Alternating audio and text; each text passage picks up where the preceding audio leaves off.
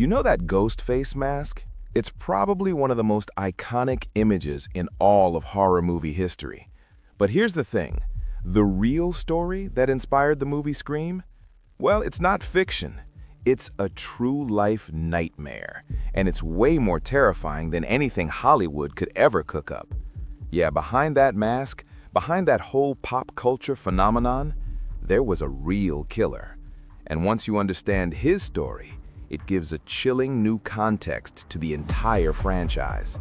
So come on, let's peel back that mask and take a look at the real-life events that absolutely shocked a nation.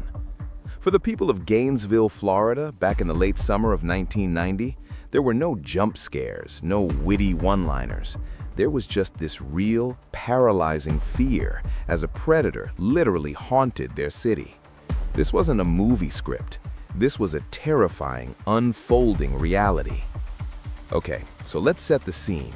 You've got Gainesville, a classic college town. The University of Florida's fall semester is just about to kick off. Thousands of students are pouring back into town, excited for a new year. The air is hot, it's muggy, and it's just full of that back-to-school energy. But that feeling, it was about to curdle into pure dread as the city became the backdrop for an unbelievably brutal killing streak. I mean, just look at this timeline. This wasn't a killer who struck once and then vanished for months. No, this was a relentless, terrifying blitz. 5 students murdered in just 4 days. The sheer speed of these attacks sent an absolute shockwave of panic through the entire community. So police, they figured out pretty quick they were dealing with a single, very methodical killer. He had this chilling signature. He'd pry open doors with a screwdriver. He used duct tape to bind his victims, but then he'd take it with him, a calculated move to avoid leaving fingerprints. And most disturbingly, he posed the bodies and tried to clean the scenes, adding this whole other layer of psychological terror to his already horrific crimes. You can just feel the fear in this quote from the police chief at the time.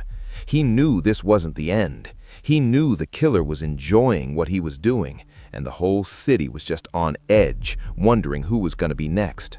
Stores sold out of locks, students started sleeping in groups, hundreds of people just packed up and fled the city. So who was this guy? Who was the man who would become known as the Gainesville Ripper? Who was the monster turning this idyllic college town into his personal hunting ground? Well, his name was Danny Rolling, and his path to Gainesville was paved with a lifetime of violence. And here's where the story takes an even darker turn. The 5 victims in Gainesville, they weren't his only ones, not even close. In total, Danny Rolling confessed to killing 8 people. Before he ever even set foot in Florida, he had already murdered a family of 3 back in his home state of Louisiana. The Gainesville spree wasn't the beginning of his rage. It was a terrifying escalation. If you look at Rolling's childhood, it is like a textbook for creating a monster. His father, a police officer of all things, was relentlessly abusive, told Danny he was unwanted from the day he was born. You combine that trauma with early drug use and a long rap sheet for robberies, and you get a deeply disturbed, violent man.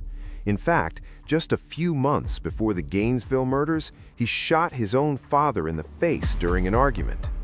Now, once he was facing justice, Rolling came up with this really bizarre defense. He claimed he wasn't responsible, that an evil alter ego he called Gemini took over and committed the murders.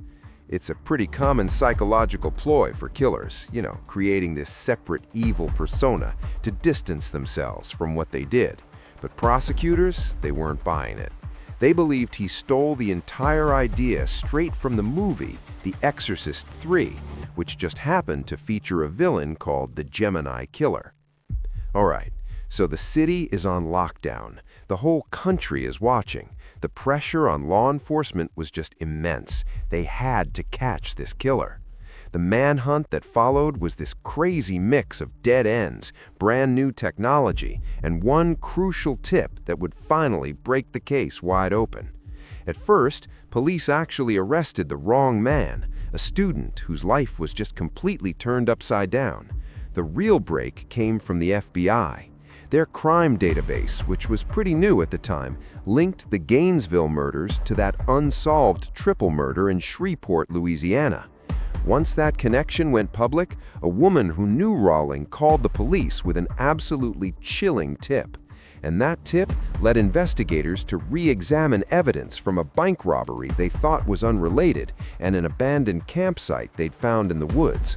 And at that campsite, boom, they hit the jackpot. They found a screwdriver that was consistent with the tool used at the crime scenes, duct tape, a ski mask, and most important of all, they found a little cassette player with a tape still inside. And on that tiny tape was the key to unmasking the killer. When investigators finally hit play on that tape, they heard a man singing these morbid songs and just talking to himself. And then, just before signing off to go commit one of the murders, he did something unbelievably arrogant. He said his full name. In his own voice, on his own recording, Danny Rawling had just identified himself as the Gainesville Ripper. And just like that, with that one tape, the net closed in. Rawling was actually already in custody for an unrelated robbery, but now, police knew for sure they had the Gainesville Ripper. His capture, though, was just the start of a bizarre final chapter and a dark legacy that would ripple out for decades. So Rawling was caught after messing up a supermarket robbery. Then, on the very first day of his trial, he shocked everyone by pleading guilty to everything. He later confessed his motive, and it was terrifyingly simple. He wanted to be famous. He looked up to Ted Bundy. He was one of those disturbing killers who just craved infamy, who want a place in history, no matter how monstrous. He wanted to be a superstar killer. Well, his dark ambition finally ended on October 25, 2006, when he was executed by lethal injection. And if you need any more proof that this guy had zero remorse, get this. When he was given the chance to address the victims' families in court, he didn't apologize. No. Instead, he turned to his fiancée, a true crime writer he'd met while in prison, and he sang her a love song he wrote. He was performing, cementing his image as the star of his own horrific show, right up until the very end. But here's the thing. While Rawling craved that infamy, the community has made sure the focus stays right where it belongs, on those he stole from the world. In Gainesville, there's a memorial wall and trees planted in their honor.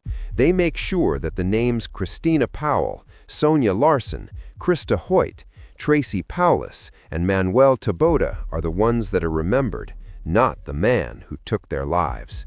And that brings us right back to where we started. The screenwriter Kevin Williamson said he was inspired to write Scream after watching a documentary about Rawling. He was spooked by the idea of an intruder in the house. That very real terror of a college town under siege by a masked killer became the foundation for the movie. But knowing the true story, the real victims, the real paralysis that gripped an entire city, it definitely makes you think differently about where we draw the line between horror as entertainment and real-life tragedy.